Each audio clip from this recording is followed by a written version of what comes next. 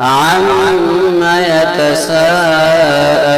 عن النبأ العظيم الذي هم فيه مختلفون كلا سيعلمون ثم كلا سيعلمون ألم نجعل الأرض مهادا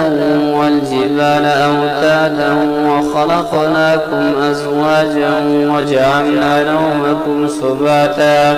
وجعلنا الليل لباسا وجعلنا النهار معاشا وبنينا فوقكم سبعا شدادا وجعلنا سراجا وهاجا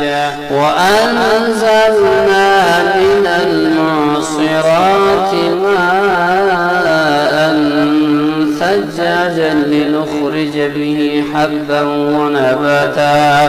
وجنات ألفافا إن يوم الفصل كان ميقاتا يوم ينفخ في الصور فتأتون أفواجا وفتحت السماء فكانت أبوابا وسيرت الجبال فكانت سرابا إن جهنم كانت مرصادا للطاغين مآبا لابثين فيها أحقابا لا يذوقون فيها بردا ولا شرابا إلا حميما وغساقا جزاء وفاقا إنهم كانوا لا يرجون حسابا وكذبوا بآياتنا كذابا وكل شيء أحصيناه كتابا فذوقوا فلن نزيدكم إلا عذابا إن للمتقين مفازا حدائق وأعنابا وكواعب ترابا وكأسا دهاقا لا يسمعون فيها لغوا ولا كذابا جزاء من ربك عطاء حسابا رب السماوات والأرض وما بينهما الرحمن لا يملكون منه خطابا يوم يقوم الروح والملائكة صفا لا يتكلمون إلا من أذن له الرحمن وقال صوابا ذلك اليوم الحق فمن شاء اتخذ إلى ربه مآبا إنا أنذرناكم عذابا قريبا يوم ينظر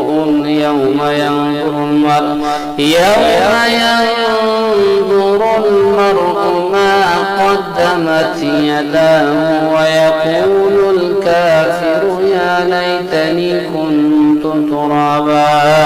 والنازعات غرقا والناشطات نشطا والسابحات سبحا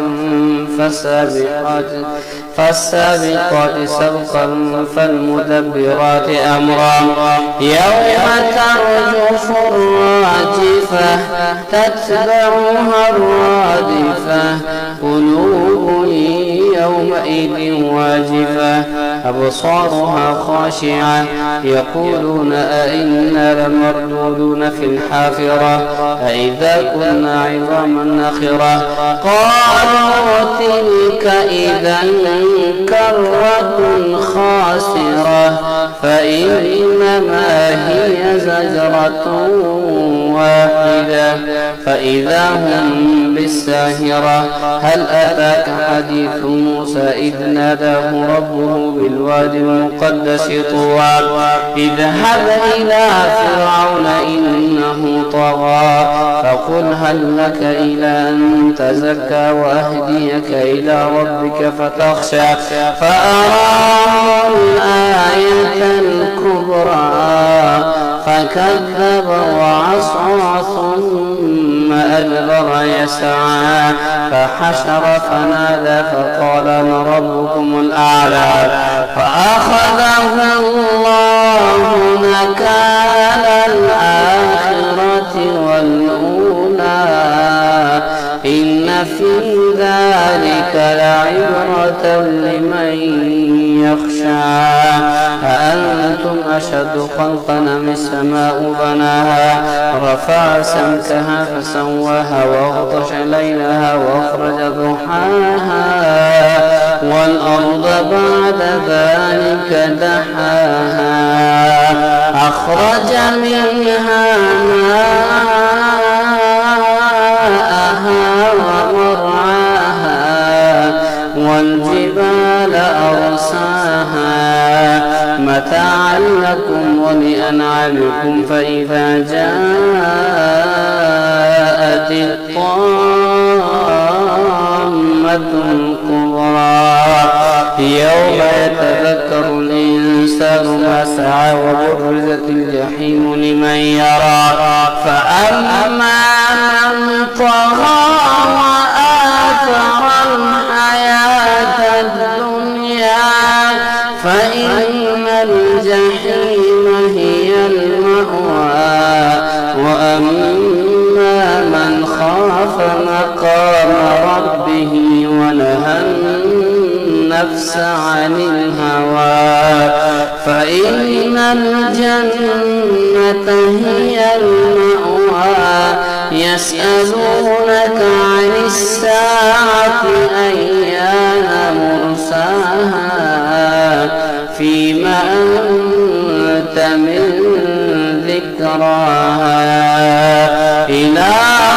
ربك منتهاها إنما أنت منذر من يخشاها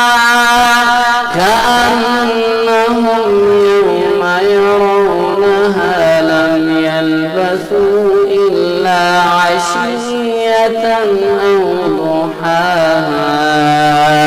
عبس وتولى أن جاءه الأعمى وما يدريك لعله يزكى أو يذكر فتنفعه الذكرى أما من استغنى فأنت له تصدى وما عليك إلا يزكى وأما من جاءك يسعى وهو يخشى فأنت عنه تلهى كلا إنها تذكرة فمن شاء ذكره في صحف مكرمة مرفوعة مطهرة بأيدي سفرة كرام بررة قتل الإنسان ما أكفره من أي شيء خلقه من نطفة خلقه فقدره ثم السبيل يسره ثم أماته فأقبره ثم إذا شاء أنشره كلا لما يقض ما أمره فلينظر الإنسان إلى طعامه أنا صببنا الماء صبا ثم شققنا الأرض شقا فأنبتنا فيها حبا وعنبا وقضبا وزيتونا ونخلا وحدائق غلبا وفاكهة وأبا متاعا لكم ولأنعامكم فإذا جاءت الصاخة يوم يفر المرء من أخيه وأمه وأبيه وصاحبته وبنيه لكل امرئ منهم يومئذ شأن يغنيه وجوه يومئذ مسفرة ضاحكة مستبشرة ووجوه يومئذ عليها غبرة ترهقها قترة أولئك هم الكفرة الفجرة إذا الشمس كورت وإذا النجوم انكدرت وإذا الجبال سيرت وإذا العشار عطلت وإذا الوحوش حشرت وإذا البحار سجرت وإذا النفوس زوجت وإذا الموءودة سئلت بأي ذنب قتلت وإذا الصحف نشرت وإذا السماء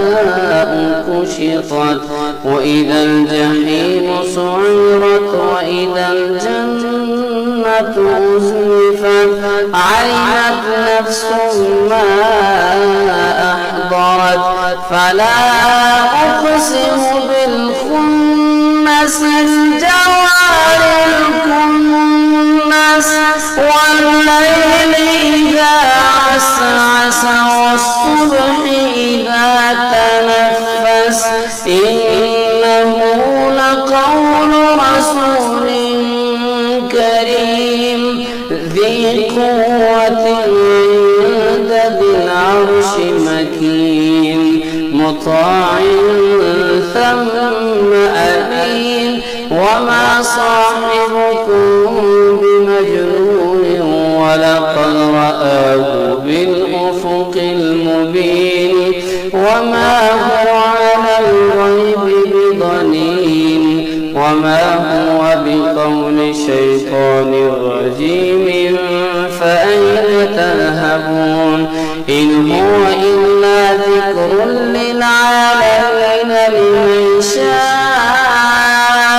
منكم أن يستقيم وما تشاءون إلا أن يشاء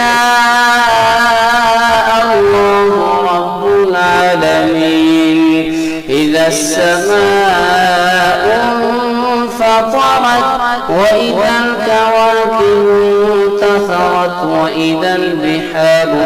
فجرت وإذا القبور بعثرت علمت نفس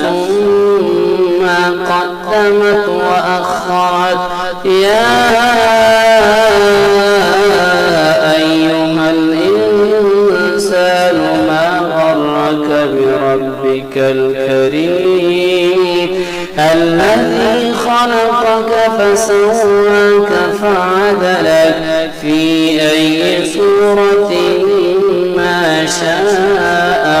ركبك كلا بل تكذبون بالدين وإن عليكم لحافظين كراما كاتبين يعلمون ما تفعلون إن الأبرار لفي نعيم وإن الفجار لفي جحيم يصلونها يوم الدين وما هم عنها بغائبين وما أدراك ما يوم الدين ثم ما أدراك ما يوم الدين يوم لا تملك نفس لنفس شيئا والأمر يومئذ لله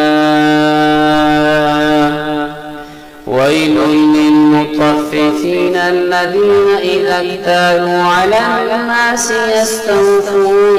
وإذا كالوهم أو وزنوهم يخسرون ألا يظن أولئك أنهم مبعوثون ليوم عظيم يوم يقوم الناس لرب العالمين كلا إن كتاب الفجار لفي سجين وما أدراك ما سجين كتاب مرقوم ويل يومئذ للمكذبين الذين يكذبون بيوم الدين وما يكذب به إلا كل معتد أثيم إذا تتلى عليه آياتنا قال أساطير الأولين كلا بل ران على قلوبهم ما كانوا يكسبون كلا إنهم عن ربهم يومئذ لمحجوبون ثم إنهم لصال الجحيم ثم يقال هذا الذي كنتم به تكذبون كلا إن كتاب الأبرار لفي عليين وما أدراك ما عليون كتاب مرقوم يشهده المقربون إن الأبرار لفي نعيم على الأرائك ينظرون تعرف في وجوههم نضرة النعيم يسقون من رحيق مختوم ختامه مسك وفي ذلك فليتنافس المتنافسون ومزاجه من تسنيم عينا يشرب بها المقربون إن الذين أجرموا كانوا من الذين آمنوا يضحكون وإذا مروا بهم يتغامزون وإذا انقلبوا إلى أهلهم انقلبوا فكهين وإذا رأوهم قالوا إن هؤلاء لضالون وما أرسلوا عليهم حافظين فاليوم الذين آمنوا من الكفار يضحكون على الأرائك ينظرون هل ثوب الكفار ما كانوا يفعلون إذا السماء انشقت وأذنت لربها وحقت وإذا الأرض مدت وألقت ما فيها وتخلت وأذنت لربها وحقت يا أيها الإنسان إنك كادح إلى ربك كدحا فملاقيه فأما من أوتي كتابه بيمينه فسوف يحاسب حسابا يسيرا وينقلب إلى أهله مسرورا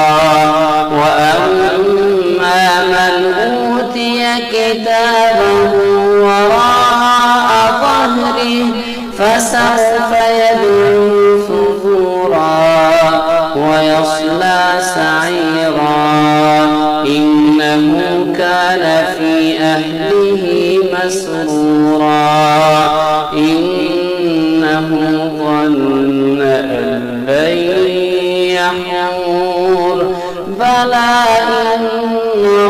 ربه كان به بصيرا فلا أقسم بالشفق والليل وما وسق والقمر إذا اتسق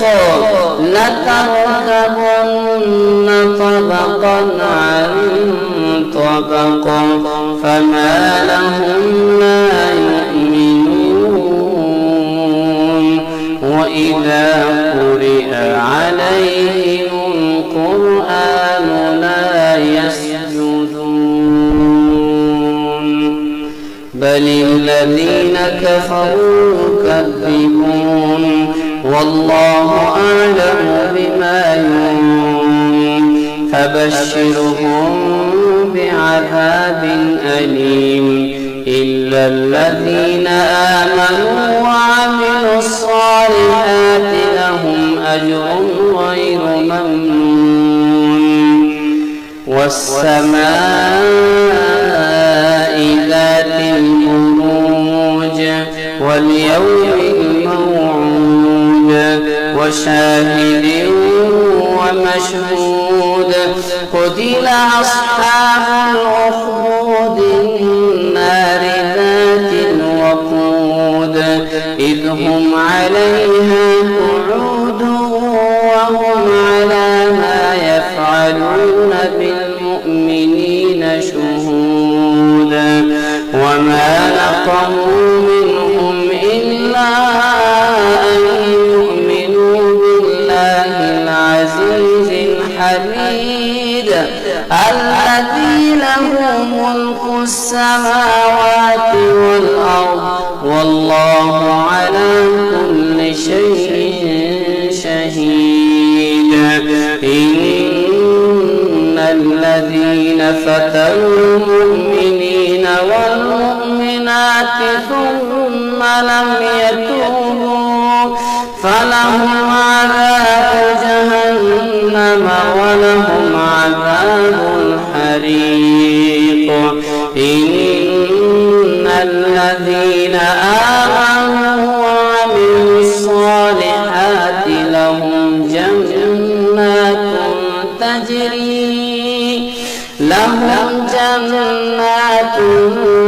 تجري من تحتها الأنهار ذلك الفوز الكبير إن بطش ربك لشديد إنه هو يبدئ ويعيد وهو الغفور الودود ذو العرش المجيد فعال لما يريد هل أتاك حديث الجنود فرعون وثمود بل الذين كفروا في تكذيب والله ورائهم محيط بل هو قرآن مجيد في لوح محفوظ الله أكبر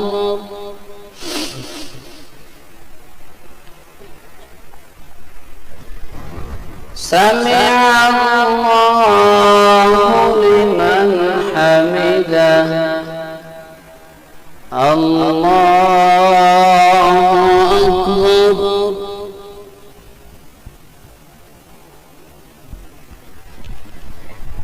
الله أكبر الله أكبر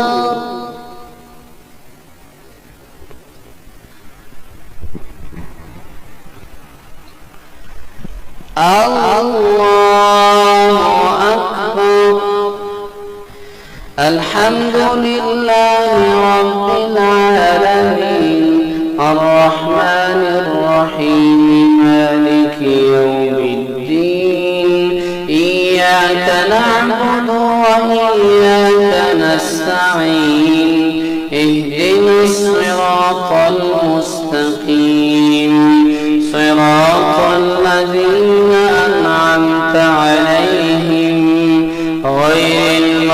المغضوب عليهم ولا الضالين.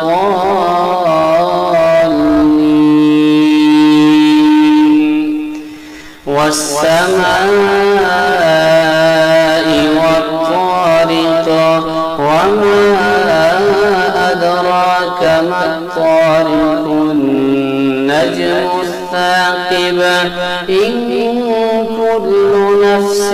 لما عليها حافظ فلينظر الإنسان مما خلق من ماء دافق يخرج من بين الصلب والترائب إنه على رجعه لقادر يوم تبلى السرائر فما له من قوة ولا ناصر. والسماء ذات الرجع والأرض ذات الصدع إنه لقول فصل وما هو بالهزل إنهم يكيدون كيدا وأكيد كيدا فمهل الكافرين أمهلهم رويدا. سبح اسم ربك الأعلى الذي خلق فسوى والذي قدر فهدى والذي أخرج المرعى فجعله غثاء أحوى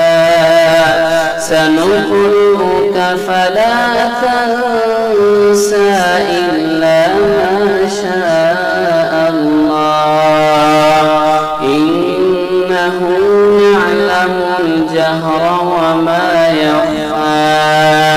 ونيسرك لليسرى فذكر إن نفعت الذكرى سيذكر من يخشى ويتجنبها الأشقى الذي يصلى النار الكبرى ثم لا يموت فيها ولا يحيا قد أفلح من تزكى وذكر اسم ربه فصلى بل تؤثرون الحياة الدنيا والآخرة خير وأبقى إن هذا لفي الصحف الأولى صحف إبراهيم وموسى. هل أتاك حديث الغاشية وجوه يومئذ خاشعة عاملة ناصبة تصلى نارا حامية تسقى من عين آنية ليس لهم طعام إلا من ضريع لا يسمن ولا يغني من جوع وجوه يومئذ ناعمة لسعيها راضية في جنة عالية لا تسمع فيها لاغية فيها عين جارية فيها سرر مرفوعة وأكواب موضوعة ونمارق مصفوفة وزرابي مبثوثة أفلا ينظرون إلى الإبل كيف خلقت وإلى السماء كيف رفعت وإلى الجبال كيف نصبت وإلى الأرض كيف سطحت فذكر إنما أنت مذكر لست عليهم بمسيطر إلا من تولى وكفر فيعذبه الله العذاب الأكبر إن إلينا إيابهم ثم إن علينا حسابهم والفجر وليال عشر والشفع والوتر والليل إذا يسر هل في ذلك قسم لذي حجر ألم تر كيف فعل ربك بعاد إرم ذات العماد التي لم يخلق مثلها في البلاد وثمود الذين جابوا الصخر بالواد وفرعون ذي الأوتاد الذين طغوا في البلاد فأكثروا فيها الفساد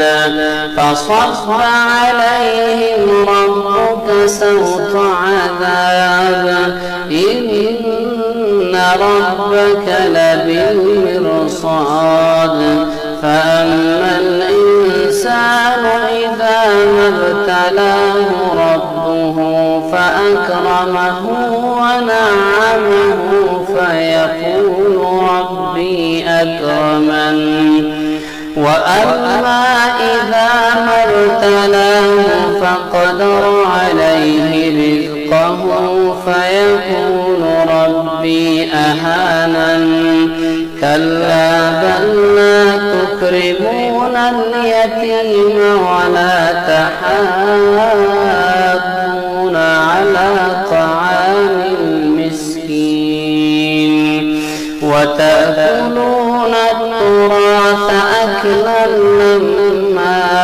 وتحبون المال حبا جما كلا إذا دكت الأرض دكا دكا وجاء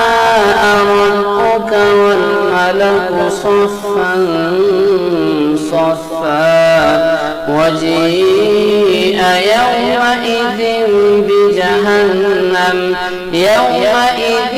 يتذكر الإنسان وأنى له الذكرى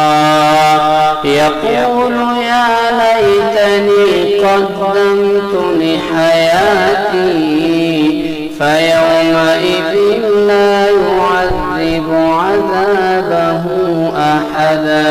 ولا يوثق وثاقه أحدا يا أيتها النفس المطمئنة ارجعي إلى ربك راضية مرضية فادخلي في عبادي وادخلي جنتي لا أقسم بهذا البلد وأنت حل بهذا البلد ووالد وما ولد لقد خلقنا الإنسان في كبد أيحسب أن لن يقدر عليه أحدا يقول أهلكت مالا لبدا أيحسب أن لم يره أحدا ألم نجعل له عينين ولسانا شفتين وهديناه النجدين فلاقتحم العقبة وما أدراك ما العقبة فك رقبة أو إطعام في يوم ذي مسغبة يتيما ذا مقربة أو مسكينا ذا متربة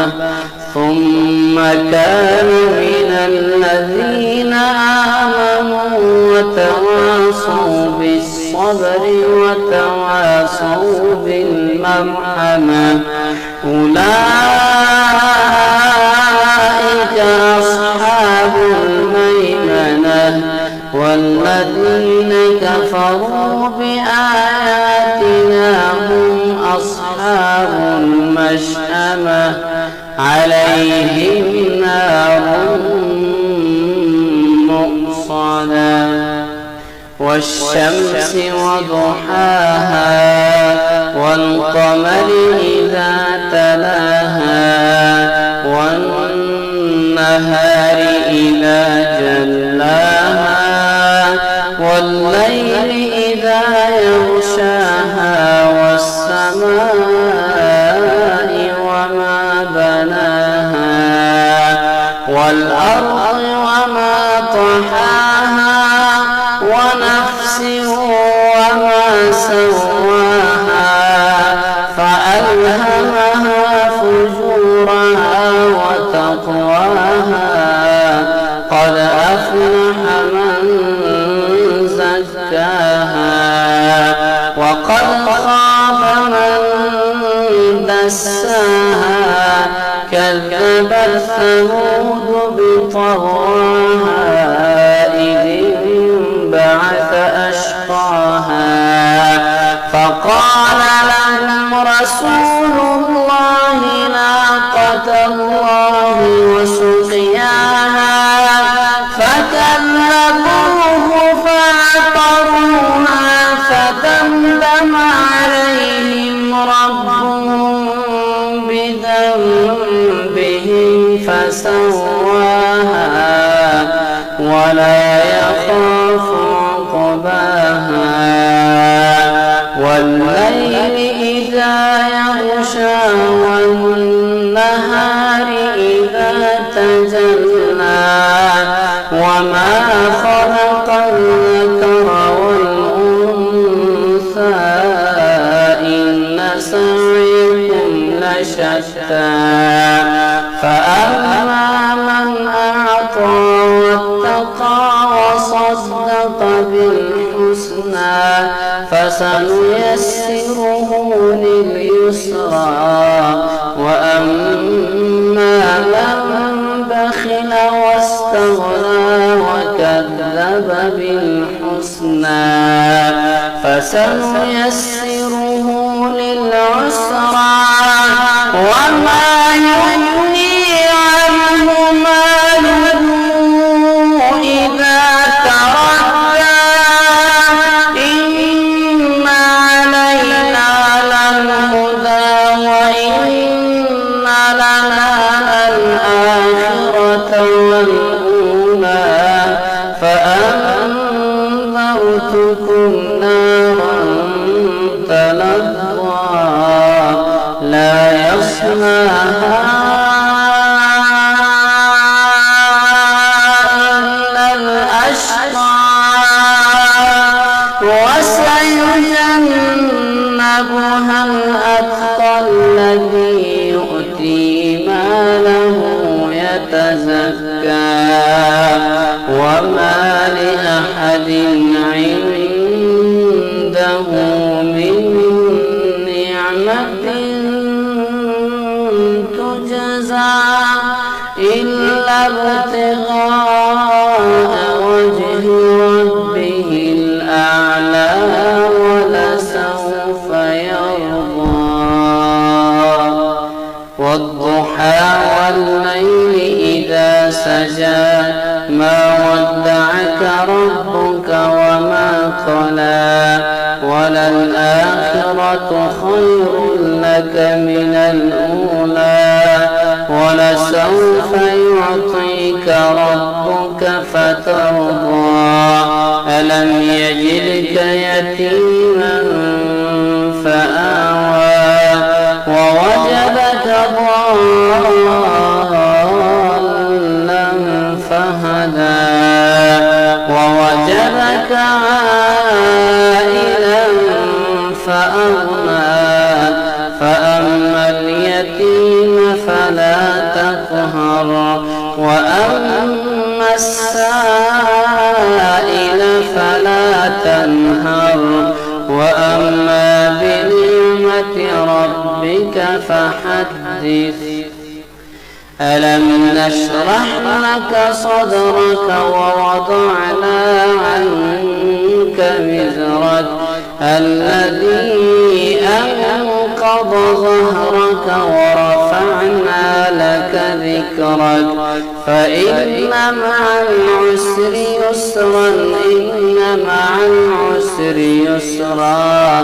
فإذا فرغت فانصب وإلى ربك فارغب والتين والزيتون وطور سينين وهذا البلد الأمين لقد خلقنا الإنسان في أحسن تقويم ثم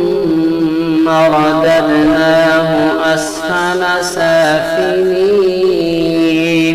إلا الذين آمنوا وعملوا الصالحات فلهم أجر غير ممنون فما يكذبك بعد بالدين أليس الله بأحكم الحاكمين اقرأ باسم ربك الذي خلق خلق الإنسان من علق اقرأ وربك الأكرم الذي علم بالقلم علم الإنسان ما لم يعلم كلا إن الإنسان ليطغى أن رآه استغنى إن إلى ربك الرجعى أرأيت الذي ينهى عبدا إذا صلى أرأيت إن كان على الهدى أو أمر بالتقوى أرأيت إن كذب وتولى ألم يعلم بأن الله يرى كلا لئن لم ينته لنسفعا بالناصية ناصية كاذبة خاطئة فليدع ناديه سندع الزبانية كلا لا تطعه واسجد واقترب إنا أنزلناه في ليلة القدر وما أدراك ما ليلة القدر ليلة القدر خير من 1000 شهر تنزل الملائكة والروح فيها بإذن ربهم من كل أمر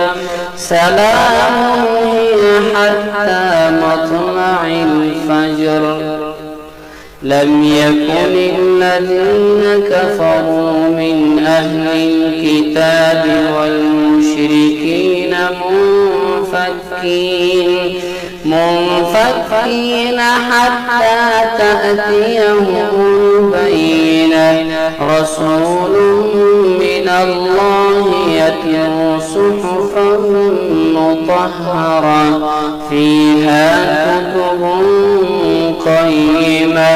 وما تفرق الذين أوتوا الكتاب إلا من بعد ما جاءتهم البينة وما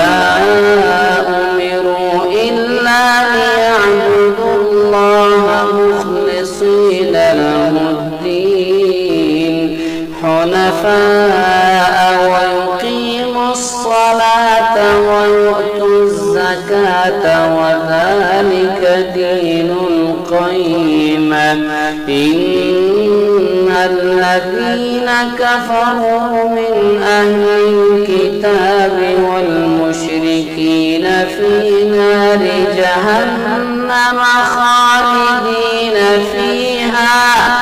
أولئك هم شر البرية إن الذين آمنوا وعملوا الصالحات أولئك هم خير البرية جزاؤهم عند ربهم جنات عدن تجري من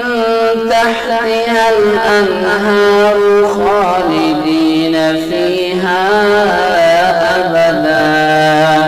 رضي الله عنهم ورضوا عنه ذلك لمن خشي ربه إذا زلزلت الأرض زلزالها وأخرجت الأرض أثقالها وقال الإنسان ما لها يومئذ تحدث أخبارها بأن ربك أوحى لها يومئذ يصدر الناس أشتاتا ليروا أعمالهم فمن يعمل مثقال ذرة خيرا يره ومن يعمل مثقال ذرة شرا يره والعاديات ضبحا فالموريات قدحا فالمغيرات صبحا فأثرن به نقعا فوسطن به جمعا إن الإنسان لربه لكنود وإنه على ذلك لشهيد وإنه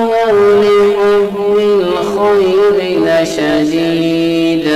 أفلا يعلم إذا بعثر ما في القبور وحصل ما في الصدور إن ربهم بهم يومئذ لخبير القارعة ما القارعة وما أدراك ما القارعة يوم يكون الناس كالفراش المبثوث وتكون الجبال كالعهن المنفوش فأما من ثقلت موازينه فهو في عيشة راضية وأما من خفت موازينه فأمه هاوية وما أدراك ما هي نار حامية ألهاكم التكاثر حتى زرتم المقابر كلا سوف تعلمون ثم كلا سوف تعلمون كلا لو تعلمون علم اليقين لترون الجحيم ثم لترونها عين اليقين ثم لتسألن يومئذ عن النعيم والعصر إن الإنسان لفي خسر إلا الذين آمنوا وعملوا الصالحات وتواصوا بالحق وتواصوا بالصبر ويل لكل همزة لمزة الذي جمع مالا وعدده يحسب أن ماله أخلده كلا لينبذن في الحطمة وما أدراك ما الحطمة نار الله الموقدة التي تطلع على الأفئدة إنها عليهم مؤصدة في عمد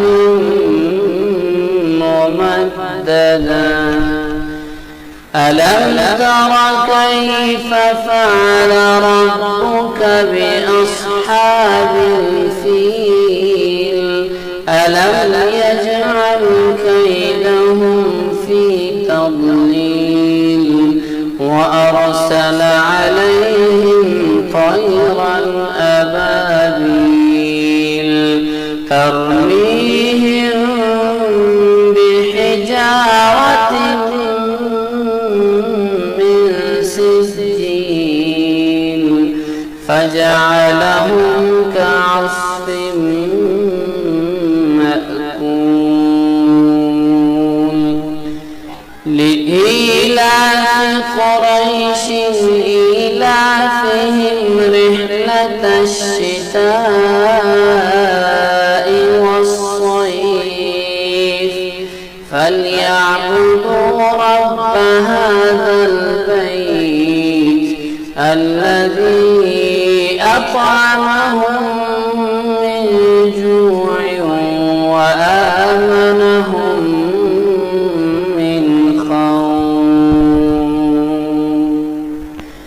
أرأيت الذي يكذب بالدين فذلك الذي يدعو اليتيم ولا يحض على طعام المسكين فويل للمصلين الذين هم عن صلاتهم ساهون الذين هم يراءون ويمنعون الماعون إنا أعطيناك الكوثر فصل لربك وانحر إن شانئك هو الأبتر قل يا أيها الكافرون لا أعبد ما تعبدون ولا أنتم عابدون ما أعبد ولا أنا عابد ما عبدتم ولا أنتم عابدون ما أعبد لكم دينكم ولي دين. إذا جاء نصر الله والفتح ورأيت الناس يدخلون في دين الله أفواجا فسبح بحمد ربك واستغفره إنه كان توابا. تبت يدا أبي لهب وتب ما أغنى عنه ماله وما كسب سيصلى نارا ذات لهب وامرأته حمالة الحطب في جيدها حبل من مسد. بسم الله الرحمن الرحيم. قل هو الله أحد الله الصمد لم يلد ولم يولد ولم يكن له كفوا أحد. قل أعوذ برب الفلق من شر ما خلق ومن شر غاسق إذا وقب ومن شر النفاثات في العقد ومن